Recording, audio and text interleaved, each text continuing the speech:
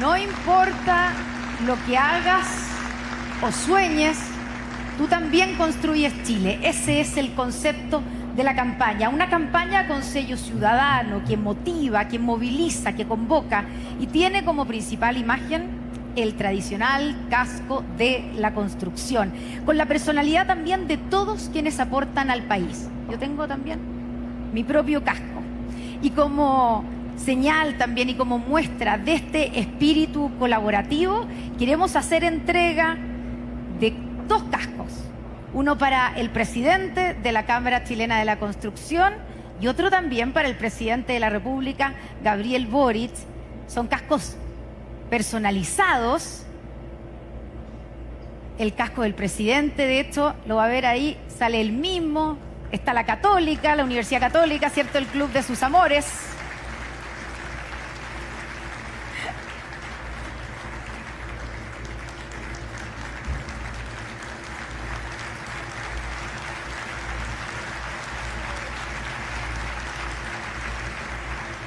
Está Magallanes también.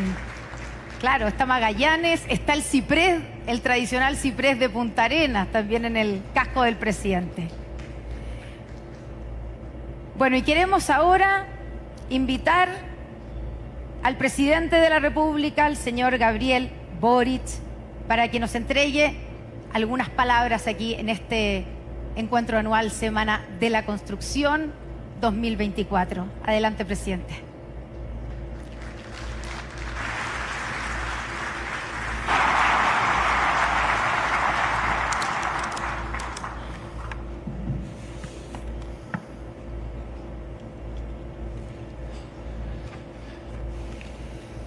Muchísimas gracias. Está realmente precioso este regalo personalizado.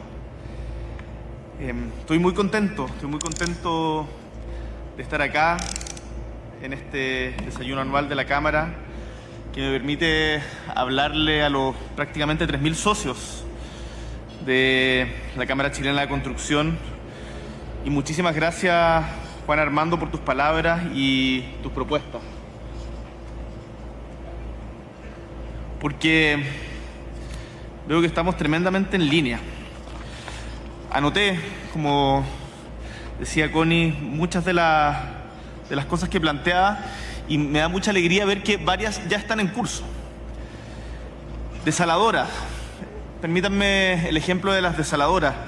Mencionabas Arica y la región de Coquimbo. No se imaginan lo contento que me puse de la lluvia en el Limarí hace poquitos días. Pero en la región de Coquimbo, que vive una sequía tremenda, nos pusimos la meta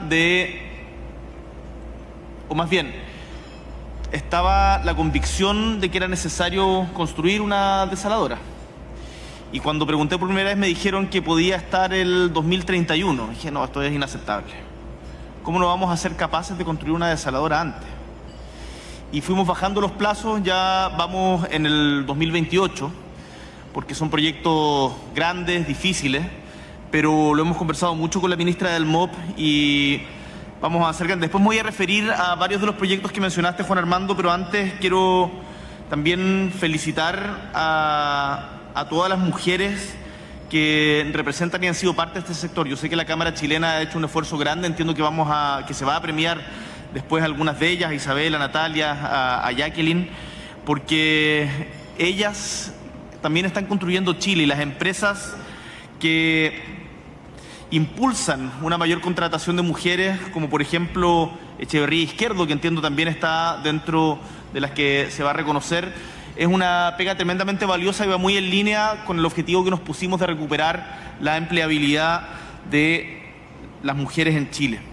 Antes de entrar de lleno en el tema que nos convoca, permítanme hacer referencia a una situación de coyuntura que creo es una buena noticia para Chile.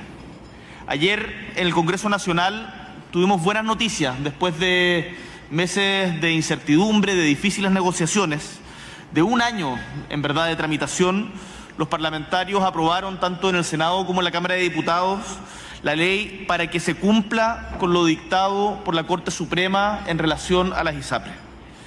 Para nuestro gobierno la posición fue siempre clara. Habían algunos que señalaban que nosotros no teníamos interés en resolver este problema.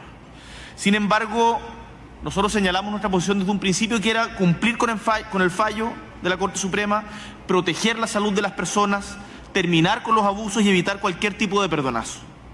El proyecto aprobado logra esto, además otorgando estabilidad al sistema de salud, que creo es tremendamente importante.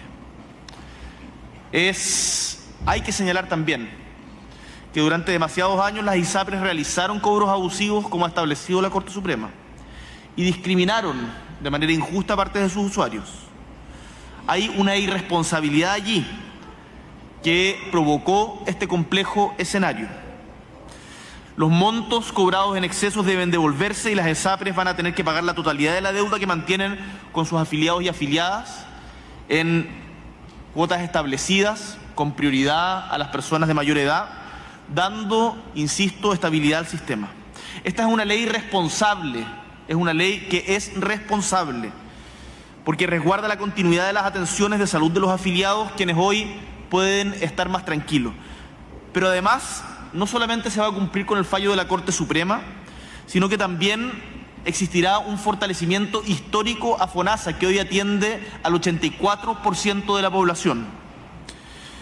Y estos usuarios de FONASA, me incluyo, ahora podrán contar con seguros complementarios que les darán mejores condiciones económicas para también tener sus atenciones en prestadores privados, lo que se suma además a todo lo que hemos avanzado en materia de copago cero, que ya ha beneficiado a más de 1 millón de personas. Hace poco, en una entrevista en Región, hablaba de uno de los problemas que hemos enfrentado para poder reactivar la economía, en particular en materia de la construcción. Y hoy día me gustaría referirme brevemente a eso, y más allá de los adjetivos, para no entrar en polémica. Y tiene que ver con los bancos. Insisto, más allá de cualquier adjetivo, no me interesa la polémica, me interesan las soluciones. Desde mi perspectiva, uno de los problemas que tenemos en materia de crédito es que los bancos adoptaron una tesis muy pesimista respecto de las proyecciones de la economía chilena y, por ende, de manera quizás previsoria, acumularon provisiones muy por encima del requerimiento regulatorio, en previsión de una crisis que no llegó y que no va a llegar.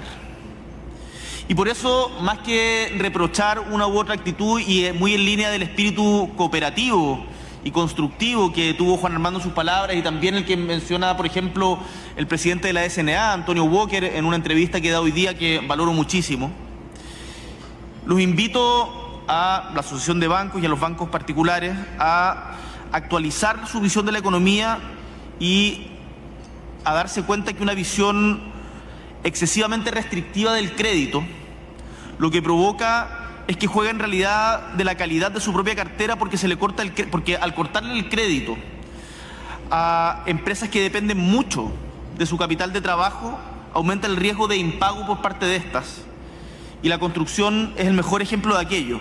Y creo que hay un ejemplo muy claro del Banco Estado de que se puede hacer diferente. El 2023 el Banco del Estado creció un 3,5%. Y creció un 3,5% sus diversos préstamos, mientras que todo el resto de los bancos se contrajo en un 2,2%. Hay que preguntarnos si al Banco Estado le fue mal en esta estrategia. Y no, la verdad es que no le fue mal. De hecho, aumentó sus utilidades. El tremendo desempeño del Banco Estado en esta materia es una muestra de que sí se puede. Y a eso quiero invitar justamente, para que se hagan estas alianzas virtuosas, tanto entre el sector público y el sector privado, como también al interior del mismo sector privado. Entrando de lleno en materia, y en particular, me quedé con tu discurso, Juan Armando, acá. Pero estamos muy en línea, así que... nada.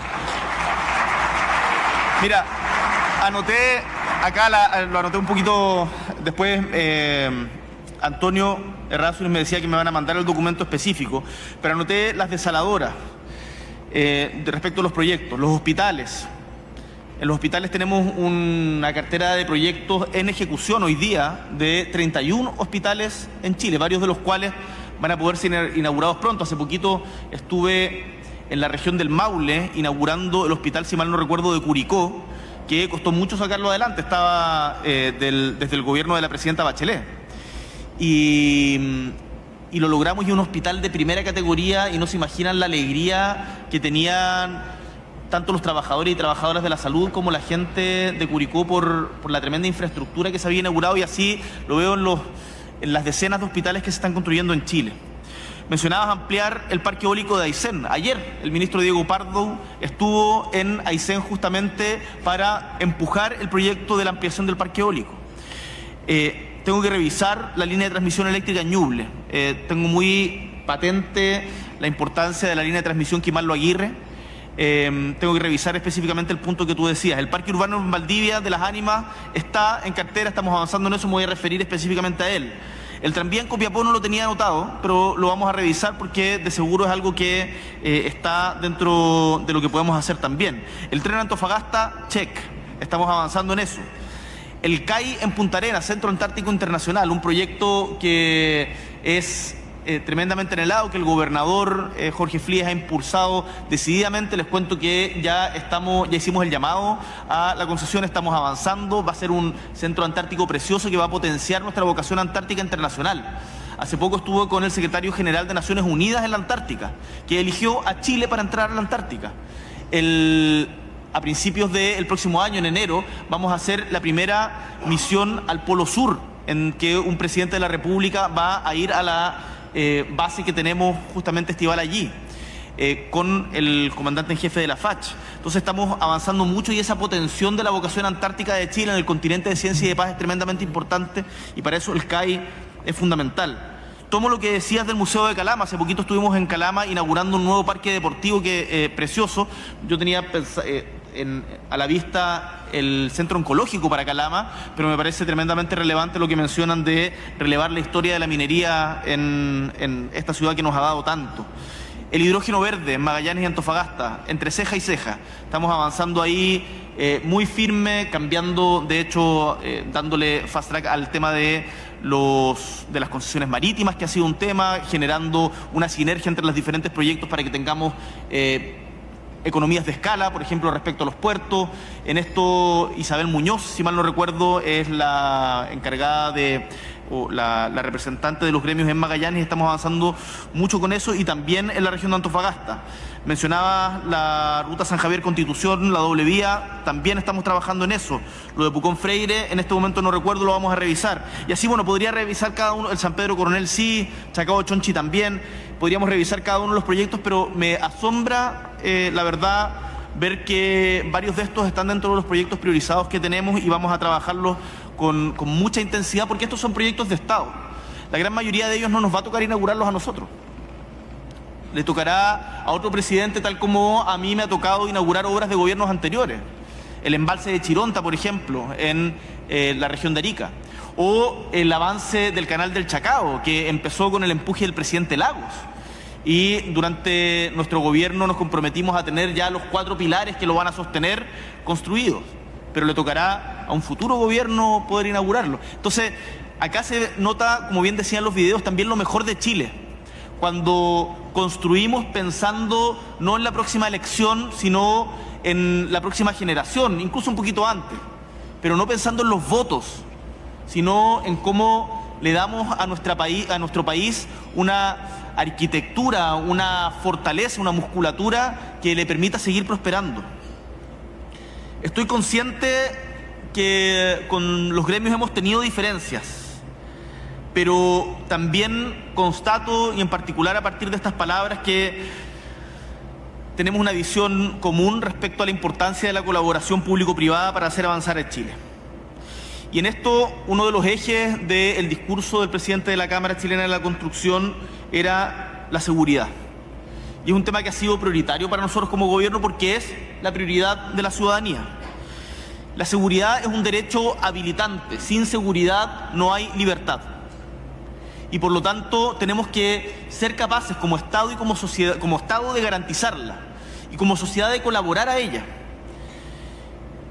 Yo he tomado el desafío con mucha decisión y con la certeza de que acá no hay atajos para poder enfrentar los nuevos tipos de criminalidad, y por eso hemos aprobado cerca de 52 cuerpos legales que permiten mejorar y ponernos al día con la arquitectura institucional que nos permite enfrentar la seguridad, pero además fortaleciendo mucho a las policías.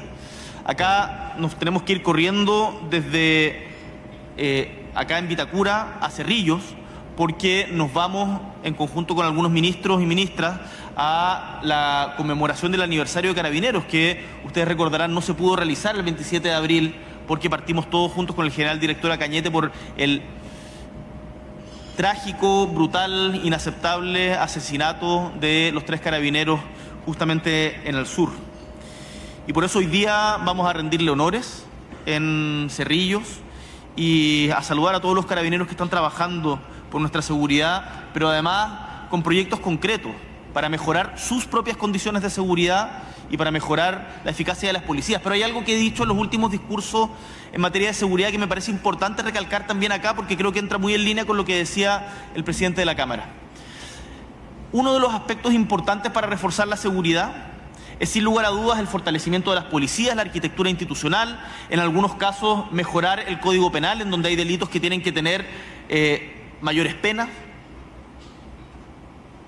pero también, es importante el conector, y también hay otra dimensión de cómo enfrentar el delito que es clave, que tiene que ver con la prevención, y la prevención en el sentido de recuperar nuestros espacios públicos.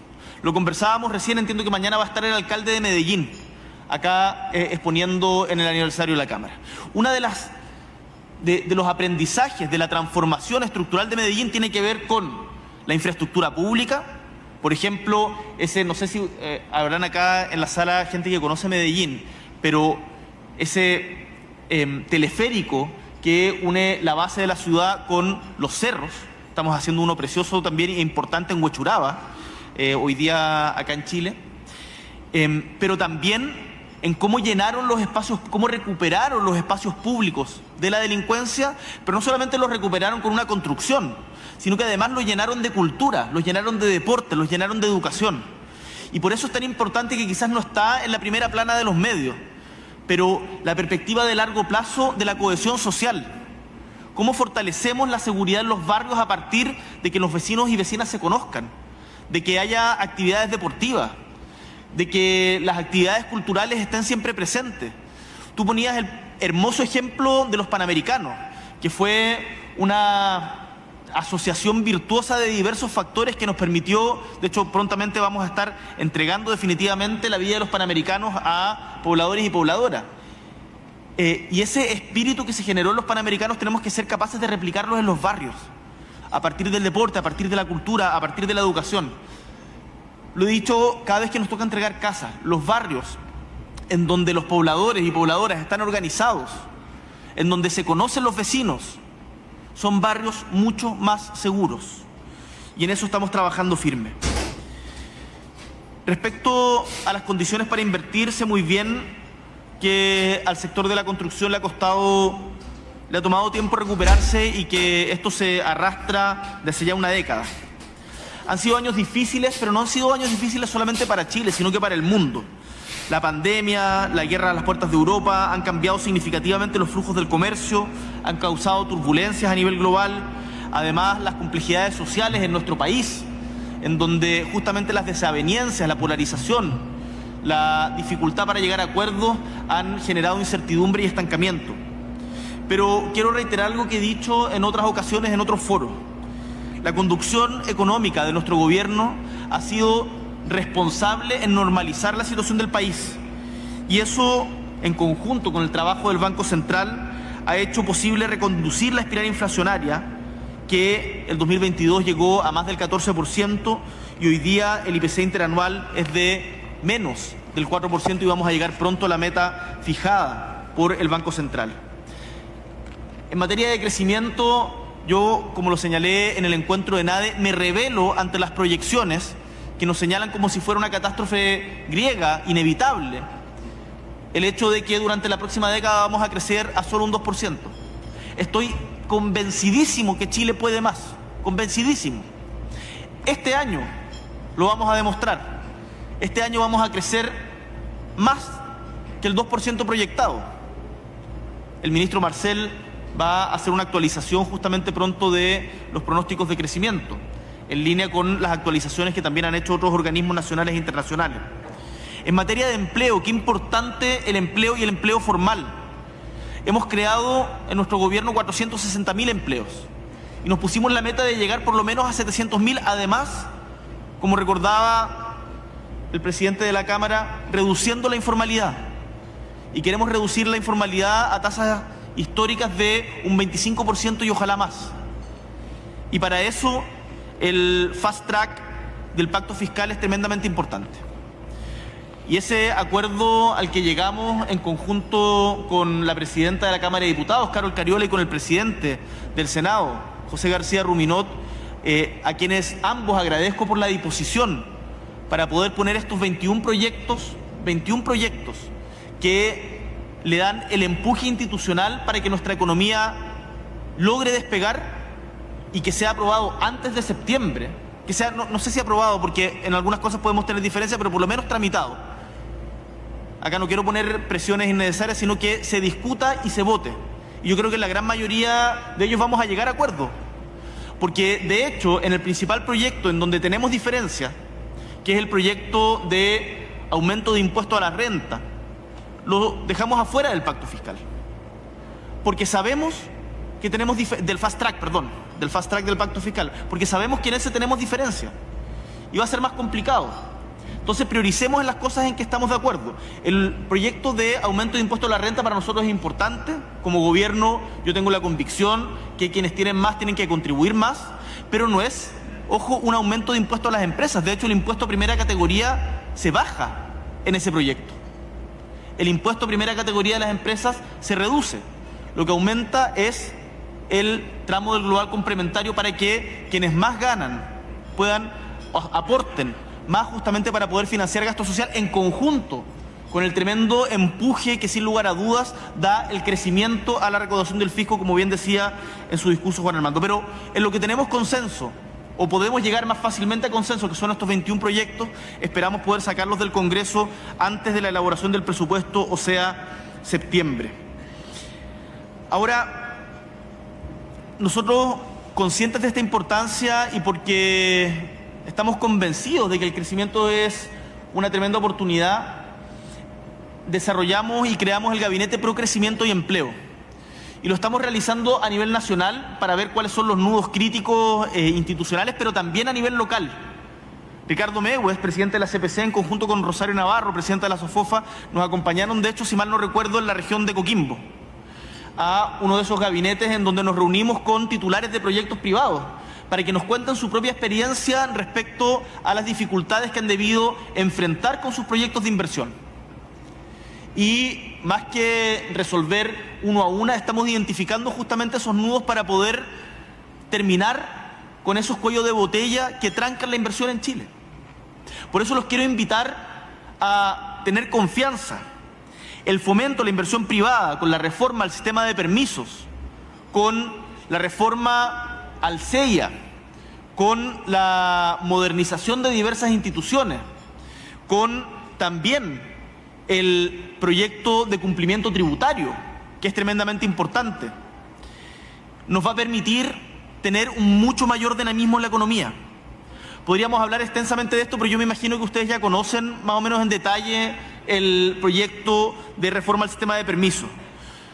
Lo que es claro es que cuando empezamos y le encargué al ministro Grau hacerse cargo de esto, porque es algo que se decía en todos los foros relativos a economía, lo primero que nos dijeron es que es imposible, es demasiado complicado, son más de 300 permisos, más de 30 servicios, ponerse de acuerdo entre todos va a ser imposible.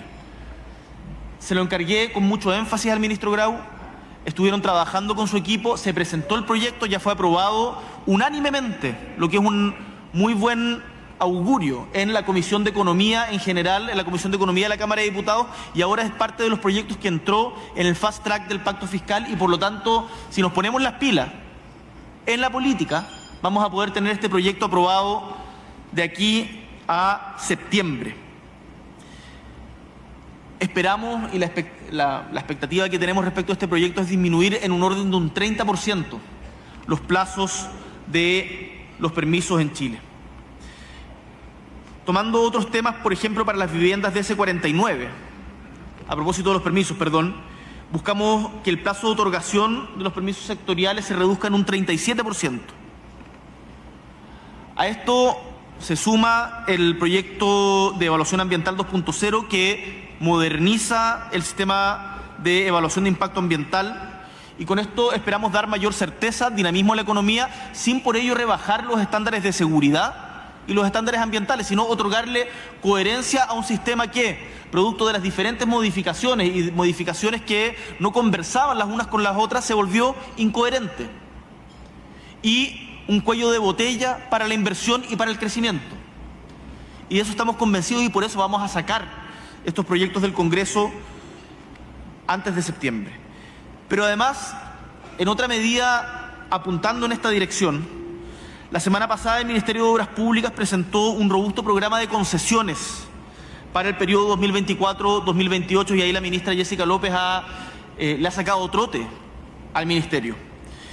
Este programa es de 17.600 millones de dólares. Son 43 proyectos que buscan generar del orden de 48.000 empleos en áreas como transporte sustentable, seguridad ante desastres, conectividad terrestre y aérea, seguridad hídrica y edificación pública, entre otras.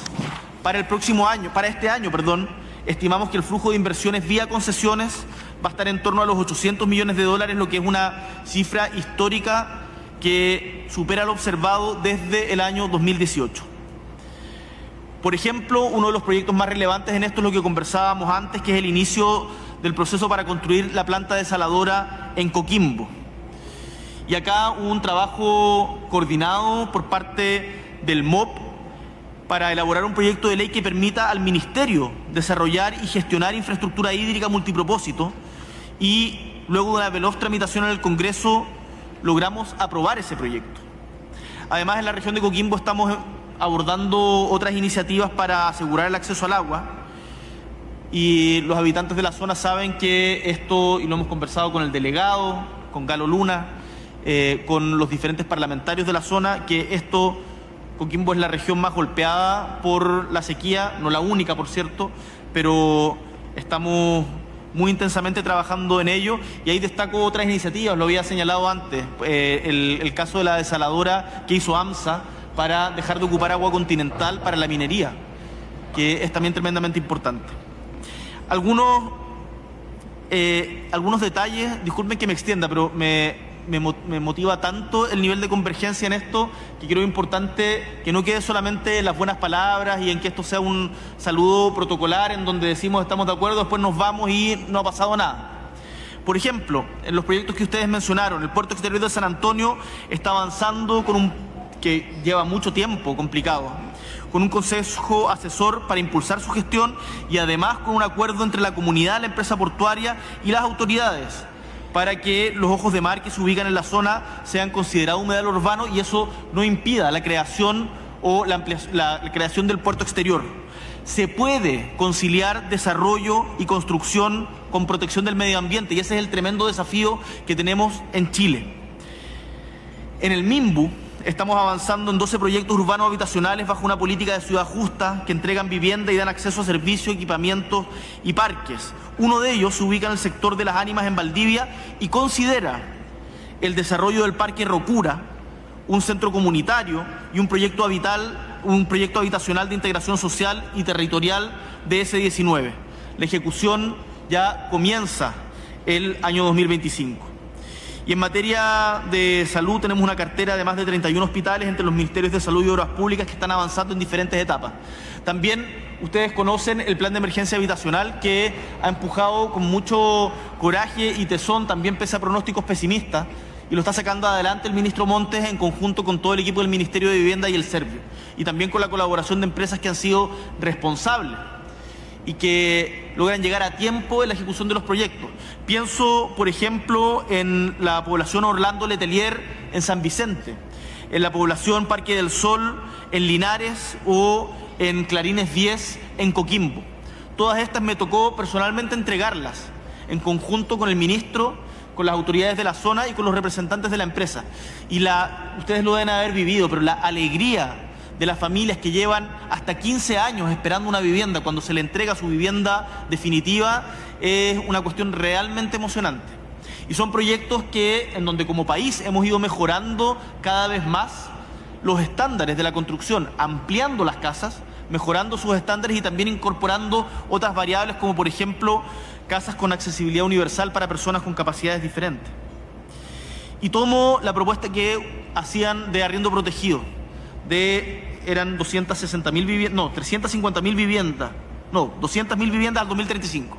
200.000 viviendas al 2035 me parece tremendamente interesante porque efectivamente tenemos que ampliar tenemos que diversificar la oferta de vivienda en Chile. Y ahí el arriendo protegido me parece clave y también el bajar el precio de las mismas. Por lo tanto, vamos a conversar respecto me comentaban, por ejemplo, una modificación que hubo respecto a los 3 ductos. ¿3 ductos? La ley de ductos, que hoy día está quedando atrás en materia de tecnología y que ha implicado un encarecimiento de los precios de la construcción. Cuestiones como esas perfectamente las podemos revisar y colaborar a que también avancemos. ¿Cómo hacer para que hoy día podamos en conjunto reactivar la construcción? Es importante para nuestro gobierno y vamos a estar no solamente conversándolo, sino actuando en conjunto con la Cámara. Para terminar, creo que lo que hemos señalado acá y el nivel de convergencia que hemos tenido dan cuenta del compromiso conjunto con fomentar y facilitar la inversión, con favorecer el desarrollo de grandes proyectos que generen trabajo decente, fortalezcan nuestro capital humano y especialmente que mejore la calidad de vida de los habitantes de Chile. Qué importante esa frase a la que hacía referencia Juan Armando Vicuña respecto del informe de la Comisión Marfan. No tiene sentido pensar en que podemos redistribuir si es que no tenemos crecimiento. Y no tiene sentido pensar en que podemos crecer sin redistribuir de manera más justa. Tienen que ir de la mano, porque en la medida en que la sociedad entera, todas sus capas, vea los beneficios del crecimiento con mayor cohesión social, con mayor avance, con menor desigualdad, vamos a poder crear una sociedad que sea más justa y por lo tanto más dinámica y por lo tanto tengamos una paz social también que sea duradera.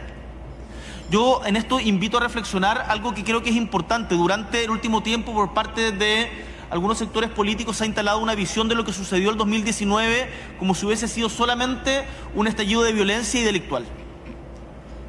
Yo creo que es importante recordar el malestar y las demandas que habían detrás de las expresiones, movilización que hubo durante esa época. Porque si no somos capaces de solucionar aquello, podremos postergarlo, se podrá meter debajo de la alfombra.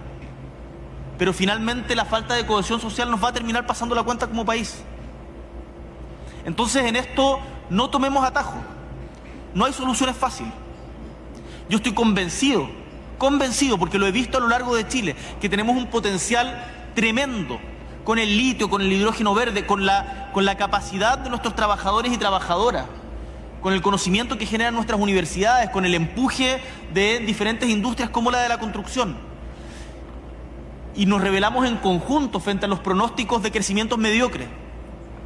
Y en la medida en que seamos capaces de distribuir de manera justa ese crecimiento entre todos nuestros habitantes, no me cabe ninguna duda que vamos a construir un país en donde todo, algo tan sencillo y que suena utópico, pero en donde todos, independiente de la cuna donde nacemos, donde todos y todas tengamos el mismo derecho a ser felices.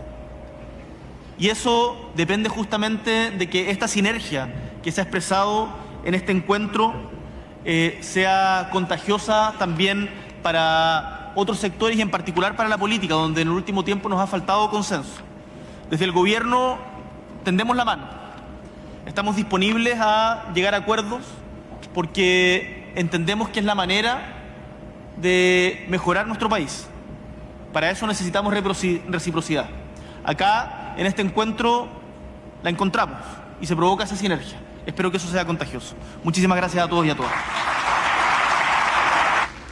Agradecemos al presidente de la República por estas palabras y aprovechamos también de despedir al presidente Gabriel Boric, que por motivos de agenda se tiene el casco, presidente. Sí, pues parte corriendo, ya nos dijo, por razones de agenda. Tiene que irse, va a la conmemoración del Día del Carabinero en Cerrillos. Muchas gracias, presidente, por habernos acompañado, por sus palabras.